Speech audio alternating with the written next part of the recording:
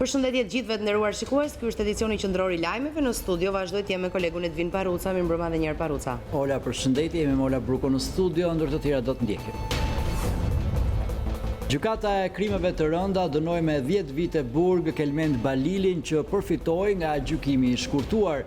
Balili akuzohet për trafik narkotikësh në kuadër të grupit të strukturuar kriminal, fshehjet pasurisë dhe pastrim të parave. Në Letoni ka nisur hetimet për vdekjen e ushtarakes së shqiptare Zarife Hasanaj, ndërsa kolegët zhvilluan një ceremoni nderimi për të babait 32 vjeçares tregon mes dhimbjes se vajza e kishte ëndër të ishte në radhët e ushtrisë. Trupi efektives do të mbërinat dhe të njëjtën me një avion ushtarak, ndërsa ceremonia mortore do të zhvillohet më 10 maj. 3 personat armatosur e të veshur si policë grabitën banesën e një biznesmeni në Çiflik të Korçës. Grabitësit dhunuan të zotët e shtëpisë që të mësonin vendodhjen e kasafortës me para. Para se të futeshin në banesë, ata helmuan qenin në obo. Mbi 1 ton kanabis, kokainë dhe sasi parash janë sekuestruar nga 2 grupe kriminale ndërkombëtare që vepronin në jug të vendit. 61 persona, mes tyre edhe në drejtori i Spitalit të Sarandës, kanë rënë në prangat e policisë. Banorët e zonës së Astirit u përplasën me policinë pasi tentuan të bllokonin rrugën kur po kalonte eskorta e kryeministrit Rama. 4 protestues u shoqëruan në komisariat, mes tyre edhe ish-deputeti demokrat Klevis Balliu. Banorët hyrën në komisariat dhe kërkuan lirimin e të shoqëruarve. Ministria e Shëndetësisë ka vendosur të rishikojë koncesionin e sterilizimit të mjeteve kirurgjikale. News24 ka siguruar urdhrin për ngritjen e grupit të punës për rishikimin e aneksit 4 që ka të bëjë me setet kirurgjikale. Shkak është bërë kostoja shumë e lartë e sterilizimit në vitin e fundit. Sot pas ditën orën 18 ka nisur publikimi i përgjigjeve të lotarisë amerikane. Qytetarët mund të kontrollojnë online nëse janë fitues. Ambasada amerikane njofton aplikantët të mos shqetësohen dhe të kontrollojnë sërish në rast se faqja e internetit është e ngarkuar. Papa Francesku nisi sot vizitën e tij të parë në Maqedoninë e Veriut. Kreu i Vatikanit falenderoi Shkupin për pritjen e refugjatëve nga lindja e mesme dhe nderoi figurën e Nën Terezës. Ishin disa prej zhvillimeve kryesore, ndalemi ndërkohë në vim. Gjykata për krime të rënda shqiptoi këtë të martë vendimin për ish zyrtarin e lartë Kelmend Balilin. Ai u cilësua fajtor dhe u dënua me 10 vite burgim për 4 vepra penale. Më e rënda ajo e trafikut të drogës në kuadër të grupit kriminal. Vet Balili kërkoi pafajësi, ndërsa nuk mungua në seancë as përfaqësuesit e ambasadës amerikane. Gjykata për krime të rënda shpalli verdiktin final për Kelmend Balilin, duke e dënuar me 15 vite burgim. Për shkak të gjykimit të shkurtuar, dënimi për njeriun që trazoi mbar politikën shqiptare dhe jo vetëm, reduktohet në vetëm 10 vite. Ish zyrtari i lartë i transporteve u cilësua fajtor për 4 vepra penale. Deklarimit fajtor të pandehujt Kelmend Balili për veprën penale të trafikimit të narkotikëve të kryer në bashkëpunim në formë të grupit të strukturuar kriminal, për veprën penale grupi strukturuar kriminal, për veprën penale të refuzimit për deklarimin, mos deklarimin, fshehja ose deklarimin e rreme pasurive, deklarimin fajtor të pandehujt Kelmend Balili për veprën penale të pastrimit të produkteve të veprës penale. Trupa gjykuese urdhëroi që Kelmend Balili të izolohet në një burg të sigurisë së lartë. Më herë gjatë seancës i pandehuri Balili përmes avokatit këmbguli për pavajsi. Theodori Sollaku tha se prokuroria nuk solli asnjë provë që implikon të mbrojturin prej tij në trafikun e drogës nga Shqipëria drejt Greqisë. Në materialin prej 40 faqesh, mbrojtja argumentoi se institucioni i akuzës nuk mundi të provojë se 5 numrat grek të përgjuar të jenë përdorur nga i pandehuri Balili. Hetimet sipas Sollakut ishin të mangëta përderisa prokuroria nuk ekspertoi zërin e ish zyrtarit të lartë për të konfirmuar nëse është ose jo ai personi që flet me shtetasin grek Alifandis për çështjen e trafikimit të sasisë prej 700 kg hashash nga Saranda drejt një ishulli grek. Avokati ngriti dyshime se persona të tjerë dërguan me mesazh numrin e pasaportës së Balilit tek numri i Alifandis me qëllim implikimin e tij në veprimtarinë kriminale. Pavarësisht argumentave, gjykata e cilësoi fajtori ish zyrtarin e transporteve, i cili për më shumë se 2 vite luajti ping-pong me institucionet ligjzbatuese. Kelmend Balili u dorëzua ashtu sikurse kishte paralajmëruar më herët, në momentin kur dosja e tij u dorëzua për gjykim. I njohuri me nofkën Escobar i Ballkanit nuk preferoi të bënte asnjë koment lidhur me akuzat. ndërsa e ndoqi në heshtje verdiktin e gjykatës, ndërsa nuk mungua në seanca zyrtarët e ambasadës amerikane. Mbi 1 ton kanabis, kokainë dhe sasi parash ju janë sekuestruar 2 grupeve kriminale ndërkombëtare që vepronin në jug të vendit. Mbi 61 persona, mes tyre edhe nëndrejtori i Spitalit të Sarandës, kanë rënë në prangat e policisë.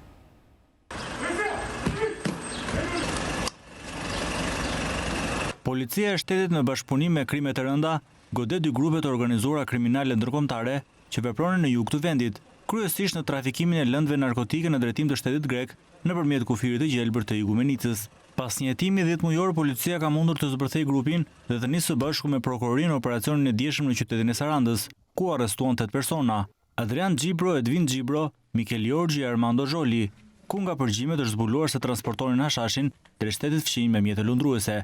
Mes tyre u shoqëruan dhe 2 femra, ndërsa mes të arrestuarve është edhe nëndrejtori i Spitalit Rajonal të Sarandës, Florenc Lanaj.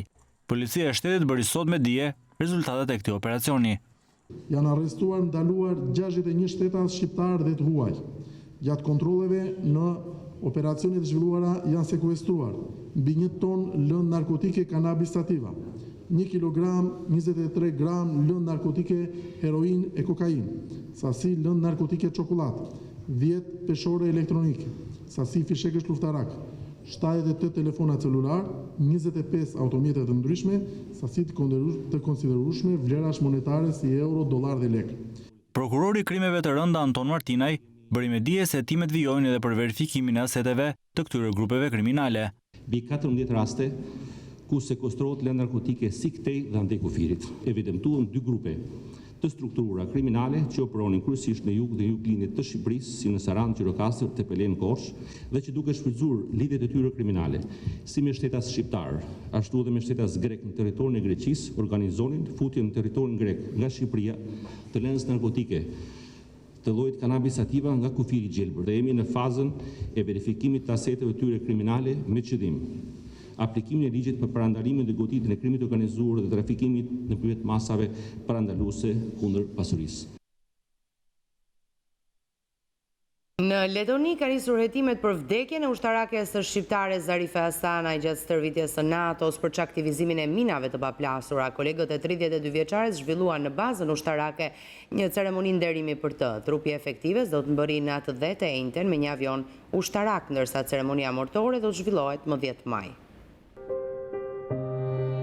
Në bazën ushtarake Kamp Adazi, kolegët e 9 oficerët së Zarife Hasanaj që humbi jetën një ditë më parë gjatë stërvitjes, nuk i kanë mbajtur dot lotët gjatë ceremonisë së zhvilluar në nder të saj. Ishte vështirë të jepnin lam të mirën mes dhimbjes, lotëve, nderimit dhe krenarisë, vajzës që ndërpreu jetën në mes në një vend larg atdheut të saj. 32 vjeçaria vdiq duke treguar dashurinë për paqen dhe lirinë. Unë jam NATO. Ministria e Mbrojtjes së Gjatshka ka ndërprer vizitën zyrtare që ishte duke zhvilluar në Itali dhe ka shkuar në Rig për të vizituar 2 efektivët e plagosur. E më pas do të shkojë në bazën Adazi për të takuar togën tonë të dislokuar atje, ku jeta e Zarifes u ndërpre në mes nga shpërthimi i papritur i një objekti plasës i pa identifikuar deri në këto momente. News24 pyeti drejtorin e medias së NATO-s zotin Piers Kazalet, e më pas komunikoi mes emaileve me Ministrinë e Mbrojtjes letoneze për të hedhur më shumë dritë mbi atë që ndodhi mëngjesin e së hënës në bazën ushtarake Adazi. Në përgjigjen e saj, majore Sandra Bral, pjesë e Departamentit të Bashkëpunimit Civilo Ushtarak në Ministrinë e Mbrojtjes letoneze, thotë se ekipi shqiptar po trajnohej në bazë kur një objekt plasi dhe mori jetën në vend të nëntetares son. Gjithashtu bëhet e ditur se gjendja shëndetësore e majorit Tanushi është e rëndë. Gjatë trajnimit në bazën Adazi, ekipi shqiptar po pastronte zonën e përcaktuar, kur një objekt i pashpërthyer plasi, duke shkaktuar vdekjen e ushtarakes dhe plagosi 2 të tjerë. Të 2 ushtarakët e plagosur u dërguan në Spitalin e Universitetit të Rigës lindore. Pasi morin ndihmën mjekësore, Reshteri Kapaj la spitalin pasi plagët ishin sipërfaqësore. Gjendja e ushtaraku tjetër, majorit Tanushi, është e rëndë dhe mjekët letonez po luftojnë për jetën e tij dhe po bëjnë të pamundurën për ta shpëtuar. Ministria e Mbrojtjes letoneze thotë se po e trajton çështjen me prioritet. Një grup hetimor me policinë ushtarake dhe të shtetit, si dhe një tokë për eliminimin e materialeve të rrezikshme shpërthyese po hetojnë për të zbuluar se çfarë ndodhi mëngjesin e dieshëm në bazë. Drejt Rigës për këtë qëllim është nisur edhe një task force shqiptare ngritur nga Ministria e Mbrojtjes. Ne po e trajtojmë këtë incident me shumë seriozitet dhe çështja duhet të investigohet në mënyrë që të parandalojmë incidente të tilla në të ardhmen. Shefi i shtabit i forcave të armatosura letoneze, General Lejtnant Leonidis Kalninis, ka pezulluar trajnimin ndërsa toga letoneze për eliminimin e materialeve të rrezikshme shpërthyese po ekzaminon zonën e ngjarjes. Policia ushtarake e Letonisë ka nisur dhe po heton rastin, duke përfshirë edhe ekspert të policisë. Do të ishte një spekullim të përmendim origjinën dhe tipin eksakt të lëndës shpërthyese. Mes dhimbjes që e ka pushtuar për humbjen e madhe, babai Zarife Hasanaj tregon se ushtria ishte ëndra e së bijës. Ai thotë se nuk ishte dashur që vajza të bënte këtë punë, por e kishte pranuar zgjedhjen e saj. Familja pret trupin e pajetë të Zarifes për ta përcjellë atë në banesën e fundit. I heshtur në derë të shtëpisë duke pritur e përcjell njerëz dhe duke sfiduar veten për të fshehur lotët për humbjen e së bijës. Muarim Hasanaj, babai nëntetares Zarife Hasanaj, e cila humbi jetën tragjikisht mëngjesin e së hënës gjatë një misioni për çmontimin e minave në Letoni, pret ngushëllime për vajzën, por asgjë nuk e ngushëllon. Mëngjesin e kësaj të martë në shtëpinë e Muaremit shkuan shumë vajza e djem ushtarak si e bija. Kjo bëri që të kujtoj momentin kur para 10 viteve Zarifeja i tregoi ëndrrën e saj për të punuar në ushtri. Si malsor nuk mund të ishte dakord me këtë vendim, por dashuria e prindit triumfoi dhe ai lejoi vajzën të ndiqte ëndrrën e saj. Me 20 dhjetor, kur iku për Letoni, e kena përcjell rinas, telefon kena vol për natë, telefon. Edhe dje, mjes, që ndodhja e punë, i orë para, kemi fol. Çfarë ju thanë në telefon? Hyç, jeni mirë, jena mirë, do vazhdojmë. Prej asaj dite dhe 10 vitet që pasuan, vajza tropojane e veshur ushtarake bëri krenare jo vetëm baban dhe familjen e saj, por gjithë kombin shqiptar. Sot kur ajo nuk është më, ja t'i kujton momentin e fundit kur e përcolli në rinas, si dhe telefonatat e përditshme me të. 10 vjet që punon me ushtrin, ashtu i pëlqej, kishte dëshirën për të vesha, e mbaj mend para 10 vite, kur i kish fut letrat për. E aprovuat këtë dëshirë të saj, nishin dakord ju me atë punë që ajo zgjodhi të bënte? Tash, që të është tash, pleqëria e ka ata, ose mentaliteti i malsohet, a kupto që mos të shkoj, a kupto, po koha ka ardhur si sot, se cili ka dëshirën e vet. S'mund t'ja prishkush. 32 vjeçaria Zarife Hasanaj humbi jetën mëngjesin e së hënës gjatë një stërvitje për çmontimin e municioneve të paplasura në Letoni. Si pasojë e shpërthimit të plagosur mbetën dhe 2 kolegë të saj. Trupi i pajetë i Zarife Hasanajt pritet të mbrinat dhe gjatë sentës. Një biznesmen në fshatin Çiflik të Korçës ka rënë prej grabitjes nga 3 persona të maskuar dhe të armatosur. Mbrëm biznesmenin e Vrus Vila dhe bashkëshortja e tij u dhunuan dhe u terrorizuan në banesën e tyre nga 3 persona, të cilët u paraqitën si punonjës policie dhe të veshur me uniforma. Biznesmeni tregon se për 30 minuta ai dhe bashkëshortja e tij u mbajtën të lidhur nga grabitësit, të cilët arritën të merrnin nga shtëpia 1.6 milion lekë të vjetra. Helmuan qenin që ndodhej në oborin e banesës së familjes Vila në Çiflik dhe arritën të hynin në shtëpi. Besohet se kjo është rrjedha e ngjarjes së ndodhur mbrëmjen e së hënës, që u shndrua në një sken terrori për biznesmenin e Vrus Vila dhe bashkëshorten e tij. 3 persona të veshur me uniforma policie dhe të armatosur u futën në katin e 2 të shtëpisë, e më pas lidhen dhe dhunuan për rreth 30 minuta bashkëshortët me qëllim grabitjen e banesës. Mu shfaqën 3 me uniform policie dhe ishin me antiplumb të tërë dhe i lexonin policia, pa i lexonin mu këtu. Ule kokën se të jodha trut në erë. Mendova policia për në një kontrol të befasishëm, me dialekt verior, më shanë, të jetë trut në erë, po lëvize, po pe, më lidhën duart mbrapa me plastike dhe këtu do me mundëzin me laf komplet tojnë. Bashkëshorten e goditën dhe mua më goditën me hyt automatiku. Trego kasafortë më thanë. Atëre e mora vesh ishin grabicë, një terrorit mesh. Dhe më hodhën këto mbulesat e kësaj në kokë, mua dhe gruas. Në kërcënimet e vazhdueshme dhe goditjet me qytën e armës, njëri prej grabitësve i kërkoi biznesmenit Vila vendodhjen e kasafortës. Nga shtëpia, grabitësit arritën të merrnin 1.6 milion lekë. Më thanë, trego kasafortën ku e ke. E mbushi armën që kur hyri. Të tre me armë dhe kallash të shkurtër. Njeri nxori edhe një pistolet, ma burin e koka, trego kasafort, nuk kam i thash. Lekat, ku i ke fshehur? Lekat do men kisha në xhep, xhiron e 5 ditëve, rreth 1.600.000 leka. Më morën kuletën, kërkuan për dhomat ma tanë, dëgjoja vetëm zhurma.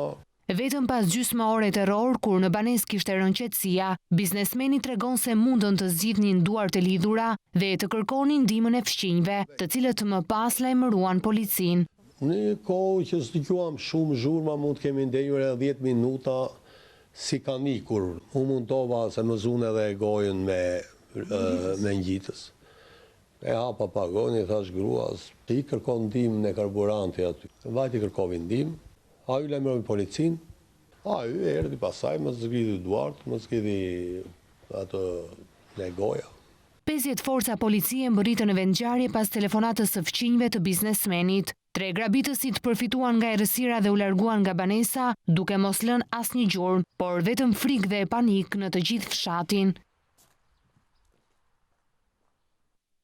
Gjykata e krimeve të rënda ka lënë në fuqi masën arrest shtëpie për 2 ish-deputetët e Partisë Socialiste, Arben Çuko dhe Arben Doka. Ky i fundit pas njohjes me vendimin mohojtjet i përfshirë në tjetërsime pronash dhe tha se prokuroria nuk mund të gjejë asnjë provë kundër tij. Ish-deputeti socialist Arben Doka i hetuar nga krimet e rënda për falsifikim dokumentash në tjetërsimin e pronave në Lezhë, do të vazhdojë të hetohet në masën e arrestit shtëpiak. Ishte ky vendimi i gjykatës së apelit të krimeve të rënda që la në fuqi këtë të martë. Masën e arrestit shtëpiak për ish-deputetët socialistë Arben Doka dhe Arben Çuko, emrat e të cilëve dolën pas përgjimeve të prokurorisë që prej vitit 2016 ndaj grupit të Lajmeve për trafik droge. Ish-drejtori i përgjithshëm i burgjeve Arben Çuko akuzohet për korrupsion gjatë kohës që ushtronte detyrën, ndërsa Arben Doka akuzohet për falsifikim dokumentash. Në daljen nga gjykata, Doka tha se prokuroria nuk ka asnjë provë ndaj tij, ndërsa u shpreh se gjithë çështja do të zbehet shumë shpejt. Se sado që hetoje prokuroria në lidhje me akuzat, kur nuk do të ketë shansin gjejë një provë. Unë nuk kam konsumuar asnjë vepër penale. Një ndikim prokuroria, sësisë nuk di ta them. Nuk disponoj asnjë provë, nuk jam i përfshirë në asnjë përzierje që ka lidhje me tjetërsimin apo falsifikimin e firmave dhe tjetërsimin e pronës. Të gjithë këto persona që kanë emrin në këtë dosje nuk kanë lidhje fare me mua. Unë nuk kam asnjë përgjim nga telefoni im me asnjë nga këto persona. Masa e arrestit shtëpiak do ta detyrojë ish-deputetin socialist të qëndrojë larg angazhimeve politike, pavarësisht dëshirës së tij. Nuk kam drejt të angazhohem në zgjedhje. Po të isha i lirë dhe mund të angazhosha.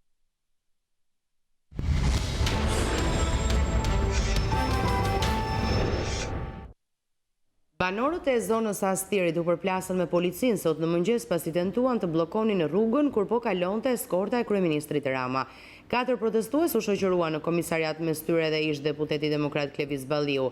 Më vonë banorët hyrën në komisariat dhe kërkuan lirimin e të shoqëruarve. Banorët e Unazës së Re janë përleshur këtë të martë me policinë pasi kishin dalë në rrugë për të bllokuar kalimin e kryeministrit Edi Rama, i cili ishte për një inspektim te fabrika e miellit. Momentet e tensionit kanë qenë të shumta, ndërsa protestuesit kanë qelluar me sende të forta në drejtim të policisë. Nga ana e saj, policia ka shoqëruar disa persona, mes tyre edhe ish-deputetin e Partisë Demokratike Klevis Balliu.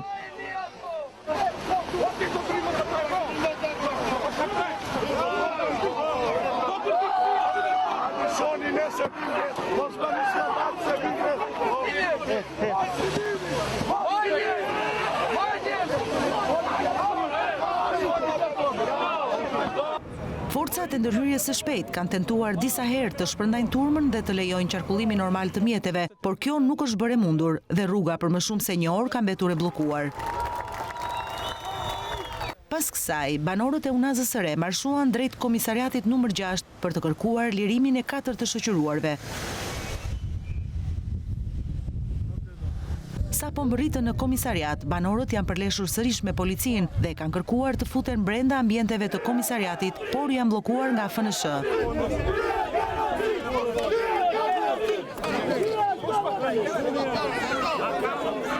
Për të marrë marrë informacion në lidhje me të shoqëruarit brenda ambienteve të komisariatit, u fut sekretari i përgjithshëm i Partisë Demokratike Gazmend Bardhi, i cili në dalje akuzoi policinë se po fabrikon prova për të mbajtur në qeli të shoqëruarit nga protesta e ditës së martë në zonën e Unazës së Re. Janë duke fabrikuar prova dhe fakte me urdhër politik të Edi Ramës për të mbajtur 4 qytetarë të pafajshëm, mes tyre deputetin e opozitës Klevis Balliu, të shoqëruar në polici. I bëj thirrje drejt për drejt ministrit të brendshëm. Mos guxo të provokosh popullin opozitar, sepse nga ky moment ne nuk e njohim më institucionin e drejtorit policisë Tiranës. Një kriminal që paguhet me taksat e qytetarëve shqiptar, ndërkohë që i ka shpallur luftë qytetarët. Vite pas në nënshkrimit të partneritetit publik-privat, Ministria e Shëndetësisë ka vendosur të rishikojë koncesionin e sterilizimit të mjeteve kirurgjikale. News24 ka siguruar urdhrin e lëshuar nga kjo ministri për ngritjen e grupit të punës për rishikimin e aneksit 4 që ka të bëjë me setet kirurgjikale dhe kostot e tyre. Burime për News24 thonë se shkak është bërë kostoja shumë e lartë e sterilizimit në vitin e fundit, faturë që ka kapërcyer dukshëm projeksionet e qeverisë.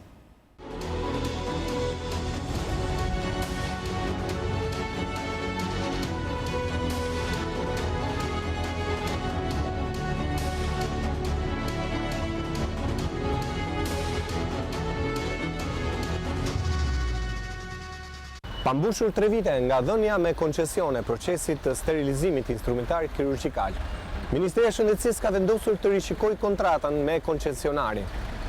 News24 ka siguruar dokumentin, që në vetvete është një urdhër i lëshuar nga kjo ministri për ngritjen e grupit të punës, i cili do të merret me rishikimin e aneksit numër 4 të kontratës.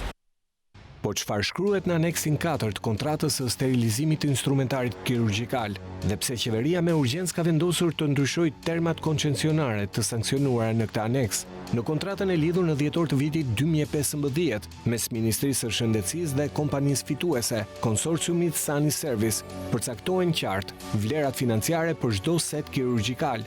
Kështu seti me mjetet e nevojshme për operacionet të ndërlikuara i kushton buxhetit të shtetit 37.700 lek. Setet e mjeteve për operacionet mesatarisht të ndërlikuara kushtojnë 22.300 lek dhe ato për operacionet periferike kushtojnë 13.900 lek. Vlerat monetare kanë dalë pas studimit të fizibilitetit kryer nga Ministria e Shëndetësisë në vitin 2013, që doli në përfundimin se gjithë fatura financiare e koncesionit të sterilizimit nuk e kalon shifrën e 9.6 miliard lekëve për 10 vitet e ardhshme. Burime për News24 sqarojnë se kjo mas e marrë nga Ministria e Shëndetësisë dhe Qeveria Shqiptare. Vjen në një moment kur fatura që shteti duhet i paguaj koncesionarit ka kapërcyer shumën e përcaktuar në kontratë.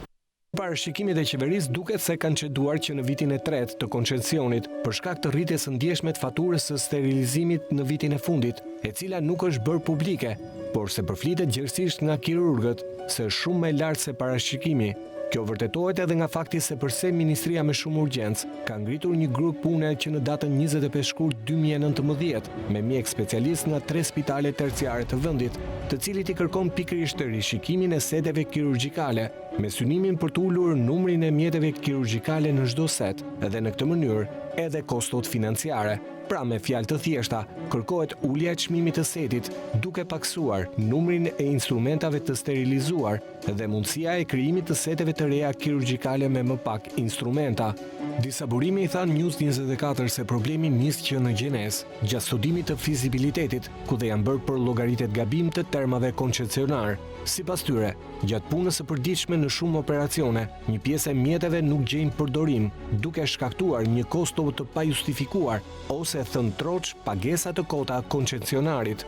Vetmjekët pohojnë jashtë se në operacione të caktuara kërkohet hapja e 2 ose më shumë seteve kirurgjikale për të njëjtin grup instrumentash kirurgjik, që do të duhet ishin brenda një seti të vetëm, bazuar në tipologjinë e operacionit dhe shkallën e kompleksitetit të tij.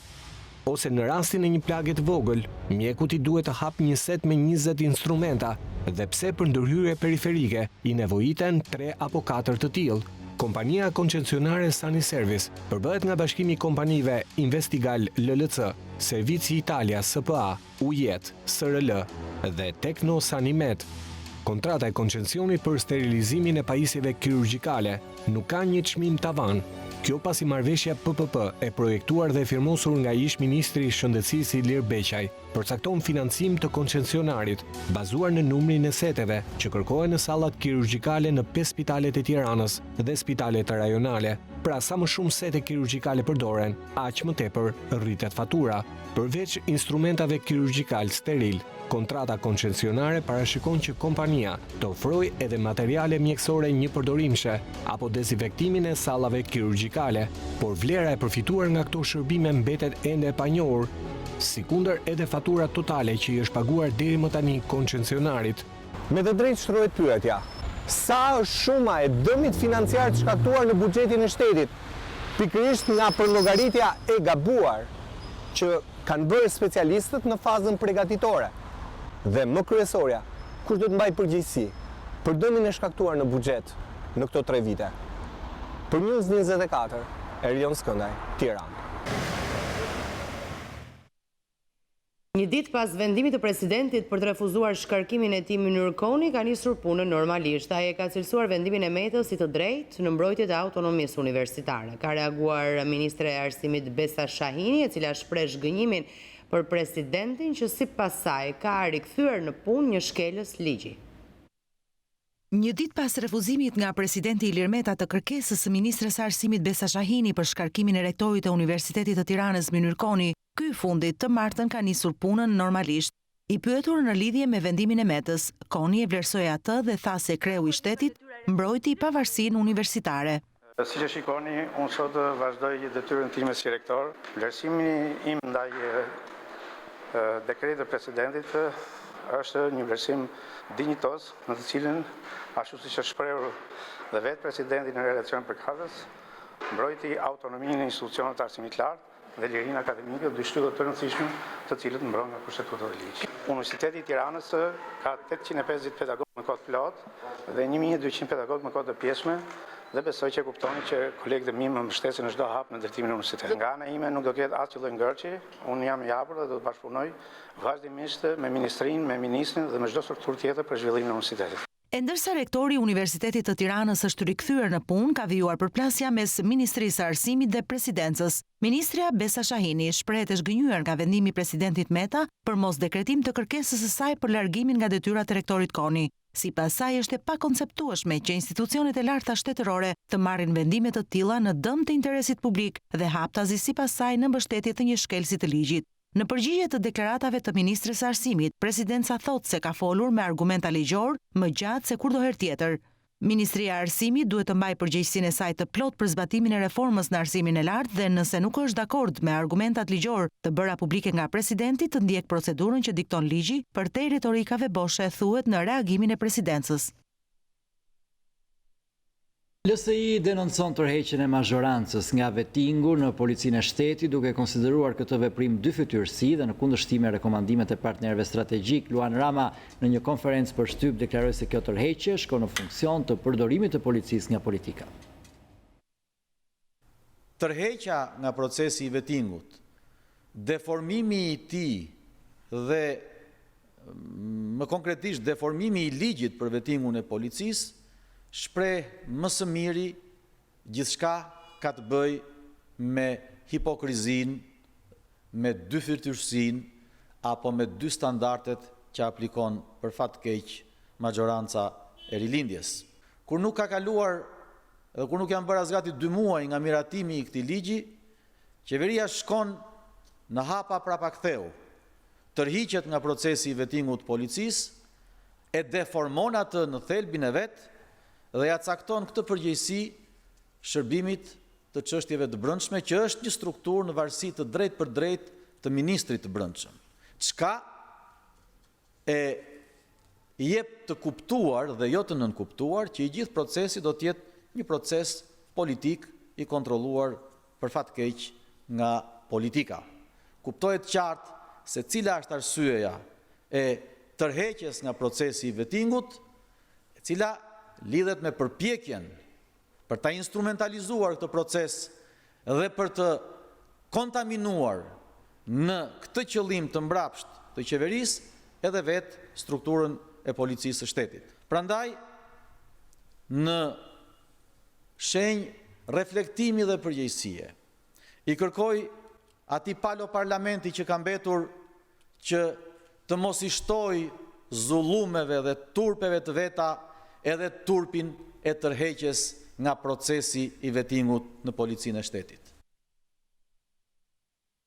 Komisioni Qendror i Zgjedhjeve vendosi regjistrimin në zgjedhjet lokale të koalicionit Aleanca për Shqipërinë Europiane drejtuar nga Partia Socialiste. Komisioni Qendror i Zgjedhjeve vendosi sot tu kaloj mandatin e deputetit edhe 3 kandidatëve nga lista e Partisë Demokratike. Partia Socialiste është zyrtarisht pjesë e zgjedhjeve lokale në krye të koalicionit Aleanca për Shqipërinë Europiane. Komisioni Qendror i Zgjedhjeve vendosi regjistrimin e koalicionit të përbërë nga 21 parti politike, që drejtohet nga socialistat në pushtet, në një kohë kur përballë nuk do të ketë asnjë prej partive kryesore të opozitës, të cilat nuk janë regjistruar zyrtarisht në komision, si pjesëmarrëse në garën elektorale të 30 qershorit. Komisioni Qendror i Zgjedhjeve vendosi të regjistrojë koalicionin Aleanca për Shqipërinë Europiane, ASE, si subjekt zgjedhor pjesëmarrës në zgjedhjet për organet e qeverisjes vendore. Kush është dakord? 5 vota pro, asnjë kundër, miratohet. Ky vendim hyn në fuqi më njëherë. Në mbledhjen e së martës, komisionerët vendosin të kalojnë mandatin e deputetëve 3 kandidatëve nga listat e Partisë Demokratike: Indrit Hoxha, Kujtim Gjuzi dhe Koçi Tahiri. Komisioni Qendror i Zgjedhjeve vendosi të jap mandatin e deputetit Kuvendit të Republikës së Shqipërisë kandidatit radhës në listën shumëmërore të Partisë Demokratike, qarku Korç, zotit Koçi Tahiri. Kush është dakord? Komisioni Qendror i Zgjedhjeve vendosi të jap mandatin e deputetit të Kuvendit të Republikës së Shqipërisë kandidatit radhës në listën shumëmërore të Partisë Demokratike, qarku Durrës, zotit Kujtim Bajram Gjuzi. Komisioni Qendror i Zgjedhjeve vendosi të jap mandatin e deputetit të Kuvendit të Republikës së Shqipërisë kandidatit radhës në listën shumëmërore të Partisë Demokratike, qarku Tiranë, zotit Indrit Fatmir Hoxha. Pritet që në seancën plenare të së mërkurës 3 kandidatët të bëjnë betimin dhe të marrin zyrtarisht mandatin e deputetit, duke e quar në 116 numrin e ligjvëndsve në parlament. Nga studio e emisionit Adi Krastës, ish ministri financave ka folur për arsyet e largimit nga skena politike dhe për një rikthim të mundshëm, por jo në radhët e Partisë Socialiste. Pasi sipas tij, një pjesë e tyre kanë vjedhur pushtetin. Drejtoresha për studimin e krimeve të komunizmit Luljeta Leshanaku deklaroi se shoqëria shqiptare është e papërgatitur për zbardhjen e krimeve të komunizmit. Gazetarja e Deutsche Welle Anila Shuka dhe gazetarja e Zërit Amerikës Keida Kostreci komentuan samitin e Berlinit të mbajtur pak ditë më parë. Ish ministri financave Arben Malaj nga studia Show ka folur për largimin nga skena politike dhe për konfliktin e tij me Partinë Socialiste. Malaj tha se do rikthehet në politik, por jo përmes kësaj Partie Socialiste, pasi në Partinë Socialiste të vërtet janë njerëzit e thjeshtë dhe jo ata që vodhën pushtetin. Çdo sfidë që unë kam pasur personalisht në mandatet politike dhe publike, nuk jam orientuar nga mbijetesa, nga zbaritja. Unë hapa një debat brenda PS-s, kërkesat kryesore, të ruaj si gjë shenjë demokracia në Partinë Socialiste dhe të reduktoj pushteti absolut i pak individëve. Do kthehesh në politik? Patjetër. Njeriu kthehet atje ku mund të kontriboj. Unë nuk e shikoj mundësinë që të kontriboj pozitivisht tek Partia Socialiste, pra aq sa një pjesë e mirë e Partisë Socialiste nuk janë të ndërgjegjësuar që për kosot që po i krijojnë Parti Socialiste. Malaj tha se është rritur arroganca e qeverisjes ndaj shqiptarëve. Shoh që është rritur në mënyrë të jashtëzakonshme arroganca e qeverisjes, duke filluar nga Bashkia e Tiranës, që është modeli më i keq, por dhe në sektor të ndryshëm të qeverisë ndaj qytetarëve shqiptarë dhe taksapaguesve shqiptarë. Për sa i përket financave, Malaj u shpreh se kriza aktuale është një rrezik shumë i madh për financat. Kriza aktuale është rreziku më i madh për të ardhmen e çdo shqiptari. Financat publike janë në një risk e para dhe mbi të gjitha ka rënë kredibiliteti shifrave që prezanton qeveria. Drejtoresha për studimin e krimeve të komunizmit Luljeta Leshanaku nga studio e A-Show ka deklaruar se shoqëria shqiptare është e paprergatitur për zbardhjen e krimeve të komunizmit. Për përplasjen e institucionit që drejton me kuvendin, Leshanaku theksoi se kjo përplasje është vetëm në nivelin mediatik. Nuk kemi asnjë sinjal nga parlamenti, përveç se vonesës që nuk është diçka e zakonshme e procedurës parlamentare të kalimit rezolutës për miratim, për votim në parlament. Zbardhja e krimeve të komunizmit edhe agresiviteti që ka shoqëruar gjithë këtë fushat, se mund ta quaj fushat kohët e fundit, tregon që akoma shoqëria shqiptare është e papërgatitur për të trajtuar për bërë transparencën e të shkuarës komuniste. Gazetarja Deutsche Welle Anila Shuka dhe gazetarja e zërit të Amerikës Keida Kostreci komentuan samitin e Berlinit i mbajtur pak ditë më parë.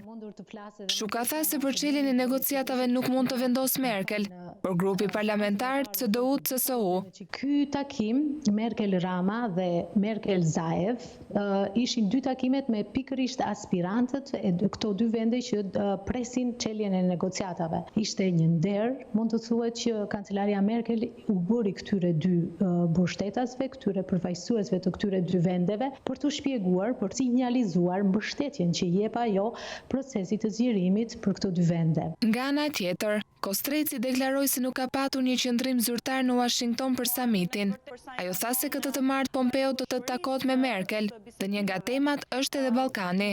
E pyetur për një mospërputhje deklaratash nga zyrtarët amerikan për çështjen e taksës së Kosovës ndaj mallrave serbe, gazetarja e Zërit të Amerikës tha se të gjithë janë shprehur kundër taksës. Meqense ky ishte një proces i Berlinit, pra që kishte në qendër dhe kishte si udhëheqës zonjën Merkel dhe zotin Macron, atëherë deri në këtë moment nuk ka pasur një qendrim zyrtar, kështu që deri tani mund të themi që ky ishte një proces i drejtuar pikërisht prej atyre dhe më vonë mund të presim për në një qendrim kur të takohet zoti Pompeo me zonjën Merkel.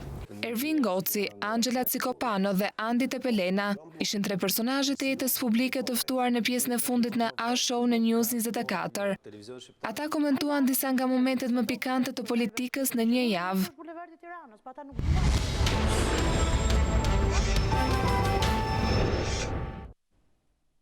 Vendimi nëse do mbështes hapjen e negociatave për anëtarësim të Shqipërisë në Bashkimin Evropian, Parlamenti holandez do ta marrë vetëm pas vlerësimit të raportit të Komisionit Evropian. Pas takimeve me krerët e politikës shqiptare, deputetët holandez theksuan se nuk është diskutuar vendimi i parlamentit të tyre mbi pezullimin e liberalizimit të vizave për qytetarët shqiptar. Asnjë sinjal i qartë nga ligjvënësit holandez nëse vendi i tyre do të mbështesë ose jo çeljen e negociatave për anëtarësim të Shqipërisë në Bashkimin Evropian. Pas takimeve me përfaqësuesit më të lartë politik në Shqipëri, delegacioni i deputetëve të Parlamentit të Hollandës tha se vendimarrja e ligjvënësve në Amsterdam do të merret vetëm pas qortimit të raportit të Komisionit Evropian. And topic of the visit is Albania's EU accession process. Jemi këtu për të vijuar dialogun mbi këto çështje shumë të rëndësishme, duke pasur parasysh rekomandimet e Komisionit Evropian për hapjen e negociatave me Shqipërinë. Takimet në Parlamentin shqiptar dhe me qeverinë kanë qenë shumë frutëdhënëse dhe informative. I takon Komisionit Evropian të bëjë vlerësimin dhe të propozojë një rekomandim në lidhje me Shqipërinë. Ne presim raportin e progresit të Komisionit, të cilin do ta diskutojmë në Parlament pasi ai të jetë publikuar. Deputetët mbërritën në Tiranë pak javë pasi Parlamenti holandez vendosi të kërkojë qeverisë së tyre nisjen e procedurave për pezullim të regjimit të lëvizjes pa viza të qytetarëve shqiptar në zonën Schengen. Por Ann Mulder tha se kjo çështje do diskutohet në Amsterdam gjatë takimit me parlamentarët shqiptar. We are aware that the vote in the Dutch Parliament on visa liberalization has attracted much attention in Albania. Jemi informuar dhe jemi të ndërgjegjshëm që votimi i Parlamentit holandez mbi çështjen e liberalizimit të vizave ka tërhequr shumë vëmendje në Shqipëri. Megjithatë, kjo çështje nuk është arsyeja vizitës tonë dhe as temë diskutuar në takimet që patëm. Jam i sigurt që kjo çështje do të jetë një ndër pikat e agjendës gjatë vizitës së përfaqësuesve të Parlamentit shqiptar në Holland në fund të këtij muaji. Me sa duket vendimi i shumicës në Parlamentin holandez mbi çështjen e liberalizimit të vizave për shqiptarët, ka shtyrë autoritetet shqiptare të rrisin masat e sigurisë gjatë vizitës së deputetëve në Tiranë për të evituar çdo reakim të mundshëm ndaj tyre. Pas të heqjes pak ditë më parë të tabelave dëgjuhëshe greqisht-shqip që vendosi Bashkia Fini, që autoriteti rrugor shqiptar rivendosi të tjera tabela në aksin Gjirokastër-Saran, ku gjuha e parë është shqipja dhe e dyta greqishtja. Drejtoresha e ARSH-s, Sonila Qato, tha se tabelat e reja plotësojnë standardet e kodit rrugor të Shqipërisë dhe specifikimet për rrugët nacionale ku ka zona të minoritetit.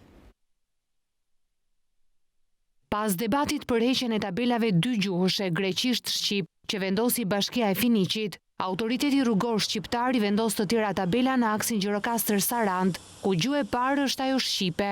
Drejtoresha ARSH Sonila Qato tha se tabelat e reja të vendosura në 33 pika plotësojnë standardet e kodit rrugor të Shqipërisë dhe specifikimet për rrugët nacionale ku ka zona të minoritetit. Ja vendosur pikat e para dhe brenda ditës së njëjtë ne përfundojmë zëvendësimin e të gjitha tabelave të hequra dhe vendosjen e tabelave të reja. Tabelat e vendosura më përpara janë konsideruar si jo në përputhje me standardet e parashikuara nga ana e kodit rrugor të Republikës së Shqipërisë dhe specifikimeve teknike të përcaktuara në vendim qeverie, ndaj se të tilla janë tabela të cilat nuk mund të vendoset në rrugët nacionale të vendit. Ndaj tabelat të cilat sot jemi duke vendosur janë tabelat të cilat janë në përputhje të plot me këto specifikime teknike dhe standardet për ruajtjen e sigurisë rrugore. Heqjen e tabelave të mëparshme gjatë natës, Qato justifikon se u bë me qëllim garantimin e sigurisë rrugore dhe për mos pengimin e trafikut. Ka qenë për arsye të sigurisë rrugore, për të mos pengimin e trafikut, i cili në gjatë orës së mbrëmjes nuk është aq i shpejtë sa çështjet e orëve të paradites, dhe gjitha kjo për të garantuar sa më shumë përdoruesit e mjeteve gjatë punimeve që po zhvillonte shoqëria dhe kontraktori për eliminimin e këtyre tabelave. Ndërrimi i tabelave solli edhe reagimin e kreut të PBDN-s. Vangjel Dule thot se heqja e tabelave është e palishme dhe përbën shkelje të drejtave të njerëzit dhe minoritetit grek. Dënojmë me forcë aktin vandal të heqjes së tabelave dy gjuhëshe në Bashkinë Finiq. Ky akt përbën shkelje flagrante të drejtave të pjesëtarëve të minoritetit etnik grek, siç ato burojnë nga Konventa Kuadër e Këshillit të Evropës, nga legjislacioni i vendit, sikurse edhe nga politikat dhe praktikat europiane. Kryeministri Rama, me qëndrime hije e natën dhe qingji ditën, pretendoi di arsye teknike që çuan në këtë akt të papranueshëm dhe premtoi rivendosjen e tabelave. Tabelat e reja që tregojnë vende turistike dhe zonat arkeologjike kanë gjuhë të tretë edhe anglishten. Pas një takimi të zhvilluar në Gjirokastër për integrimin e Shqipërisë në Bashkimin Evropian, konsulli grek ka deklaruar se respektimi të drejtave të minoritetit grek në Shqipëri mbetet prioriteti Greqisë për votën e saj pro-integrimi. Deklarata e konsullit grek vjen një ditë pas zhvillimeve në Bashkinë e Finiqit me gjuhën e përdorur në tabelat e sinjalistikës rrugore. Respektimi të drejtave të minoritetit grek në Shqipëri mbetet prioriteti Greqisë për votën e saj pro-integrimi të vendit tonë në Bashkimin Evropian.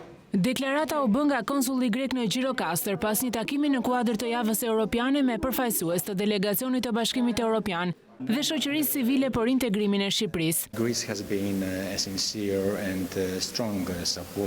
Greqia si shtet antar i BE-s ka qenë mbështetës pozitiv për integrimin e Shqipërisë në Europë dhe në NATO. Rrugëtimi i Shqipërisë për të qenë një shtet antar me të drejta të plota në BE është një rrugë e gjatë edhe me mbikëqyrje të fortë dhe kjo procedurë nuk mund të devijohet. Si miq, partner dhe fëmijë të mirë, ne jemi gati të japim mbështetjen dhe asistencën tonë në këtë rrugëtim. Prioritet për ne mbetet respektimi të drejtave të minoritetit grek në Shqipëri. Në momentin që Shqipëria do të respektojë të drejtat e minoritetit grek, nuk do të ketë asnjë lloj kundërshtimi nga ana jonë. Deklaratat e konsullit grek vijnë pas zhvillimeve të fundit në Bashkinë e Finiqit, ku tabelat e sinjalistikës rrugore u hoqën dhe u vendosën sërish këtë të martë, për shkak të emërtimeve të mëparshme ku gjuhë e parë ishte greqishtja dhe pas asaj shqipja. Është hapur sot pas dite programi lutaris amerikane ku aplikantët mund të kontrollojnë statusin e tyre nëse janë për zgjedhur fitues. Ambasada e Shteteve të Bashkuara të Amerikës njofton qytetarët se edhe nëse faqja e internetit rezulton e ngarkuar, të mos shqetësohen, por ta kontrollojnë atë më vonë. Ky program në Shqipëri po një rritje çdo vit, duke provokuar edhe debate të brendshme sa i përket kërkesës në rritje të shqiptarëve për të emigruar drejt Amerikës. Statistikat e publikuara nga Departamenti i Shtetit tregojnë se gati 13% e popullsisë provoi fati në 2018 duke aplikuar për lotarinë amerikane dhe aplikuesit janë shtuar nga viti në vit. Në sezonin e vitit 2018 të lotarisë amerikane, shqiptarët plotësuan 189.000 aplikime për 367.000 aspirant për emigrim, me një rritje të konsiderueshme me vitet e kaluara.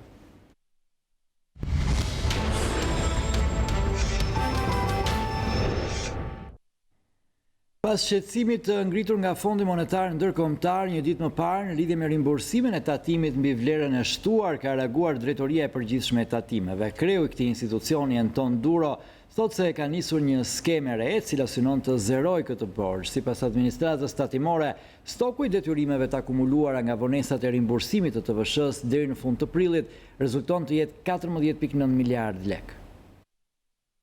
Pas kritikave të Fondit Monetar Ndërkombëtar në lidhje me shlyerjen e detyrimeve të prapambetura, përfshirë rimbursimin e tatimit mbi vlerën e shtuar për biznesin, Drejtoria e Përgjithshme e Tatimeve së bashku me Ministrinë e Financave thotë se ka nisur një skemë e cila synon të zerojë këtë borxh. Sipas të dhënave nga administrata tatimore, rezulton se stoku i detyrimeve të akumuluara nga vonesat e rimbursimit të TVSH-s deri në fund të muajit prill është 14.9 miliardë lekë. Nga kjo shumë, 10 miliardë lekë rezultojnë të jenë detyrimet ndaj TAP dhe kompanive të tjera të mëdha.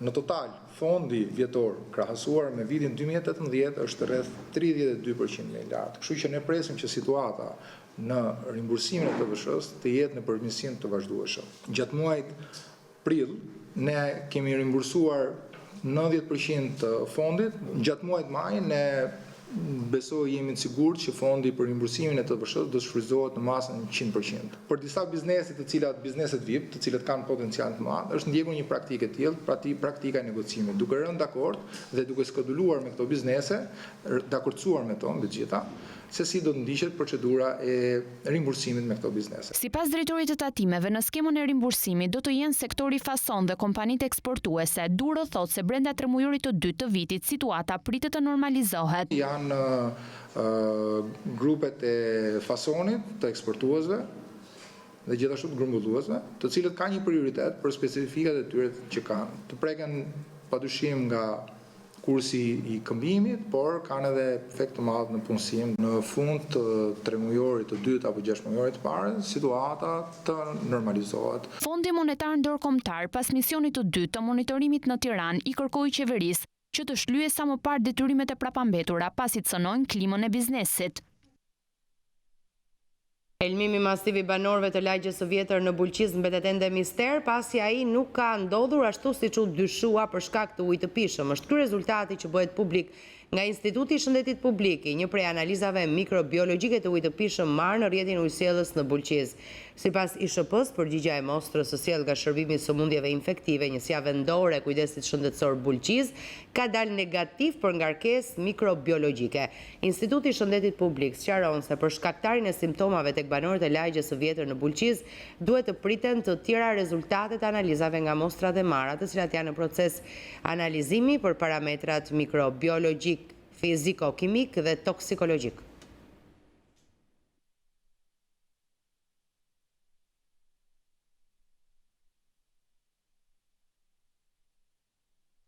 Vetvrasja e 16 vjeçares në Berat mund të ishte shmangur nëse shoqet e klasës do të kishin treguar se Adela po mendonte vetë helmimin me fostoksin.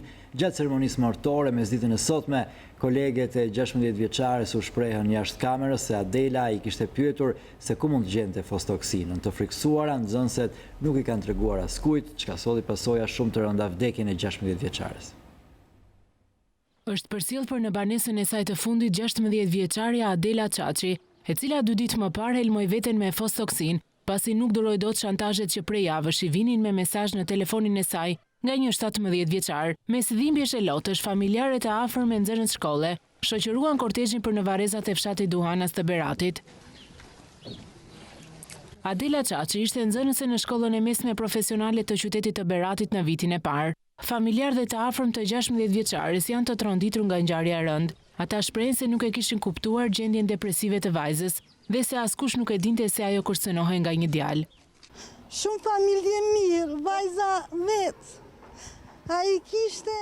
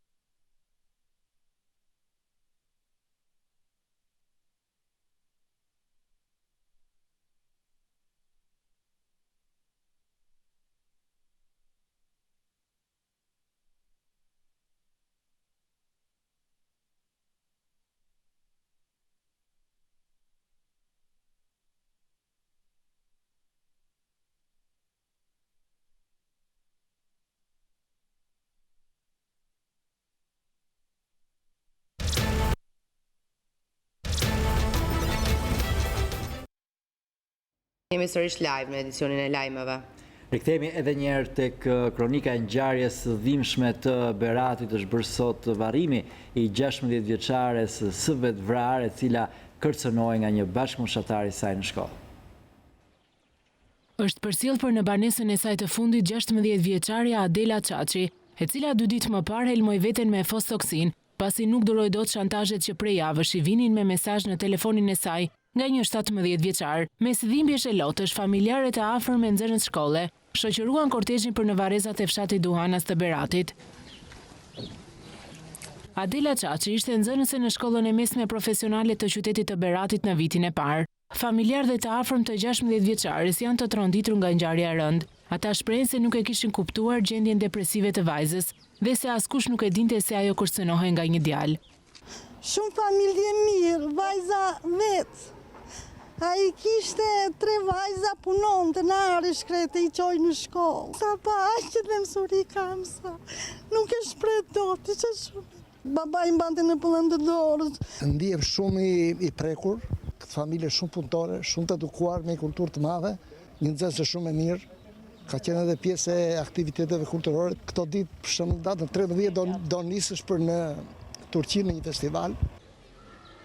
Sipas drejtorit të shkollës profesionale Kristo Isak, 16 vjeçaria ishte një nxënëse e dalluar, shkonte shumë mirë me mësime dhe ishte vajze edukuar. Ai deklaroi gjithashtu se nuk ishin në dieni të konfliktit që ekzistonte mes 2 nxënësve të kësaj shkolle, ndërkohë që shoqet e saj ishin në dieni se vajza do të pinte fostoksin. 16 vjeçaria kishte ditë që i kërkonte shoqeve të saj ilaçin vdekjeprurës, por askush nga shoqet nuk e tregoi këtë fakt. Adela ishte vajzë shumë e mirë dhe ne kishim të përfshirë me shumë aktivitete. Një ndër të cilat ishte po aktivitetet kulturore, por gjithashtu edhe në aktivitetet e kuzhinës. Absolutisht ka pasur një sjellje shumë të mirë, shumë e vlerësuar nga nxënësit, po dhe nga mësuesit. Tuar gjë psikologët që mes tyre kishte diçka? Jo, nuk ka qenë rasti evidentuar as nga mësuesi kujdestar, as nga psikologët, nuk kanë vërejtur ndonjë problematik apo ndonjë lidhje me njëri tjetrin. 17 vjeçari David Kovaçi, i cili shantazhonte me mesazhe kërcënuese në telefon prej disa javësh vajzën, tashmë është i arrestuar nga policia. Kovaçi do të përballet me akuzën e përndjekjes në gjykatën e të miturve.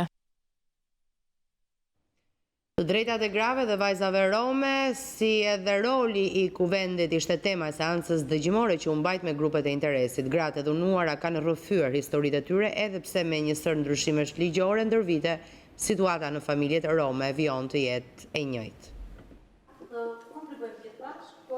Në përbërje të komisioneve të përhershme me propozimin e konferencës së kryetarëve mund të ngrihen edhe nën komisione për probleme të veçanta.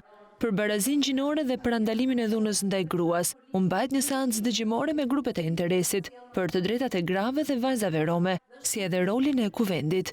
Të dhimbshme kanë qenë historitë e rrëfyera nga gratë rome, të dhunuara, por jo të dorëzuara përballë vështirësive të jetës. Kalvari i vuajtjeve i ka bërë ato edhe më të forta. Lisnja sa herë me vajzën time, thosha mami, të luto, vazhdo shkollën, se mami o ka vitur shumë, me gju kam rritur, baba ka braktisu, pasi se unë i kam thënë gjithmonë fëmijëve që sa do që më ndodhi mua kjo në jetë, pra babën tuj mos se braktisni, sepse edhe ai në gjendjen time ka qenë që arriti puna deri këtu.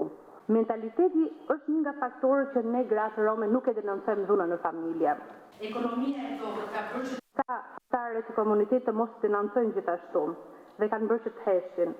Janë bërë një sër ndryshimesh ligjore ndër vite të cilat kanë tentuar të përmirësojnë marrëdhënien në familje, por për komunitetin rom situata nuk ka qenë e lehtë. Ju nuk keni pse të jeni më si komunitet më vete, por ideja është që ne kemi më gjithë përfshirës në shkolla, kudo dhe qendra shëndetësore dhe mendoj që në të ardhmen ky fenomen do të vi duke u zbutur padyshim në sajt punës së gjithëve dhe shpresoj që shumë shpejt mos dëgjojmë më shifra kaq alarmante.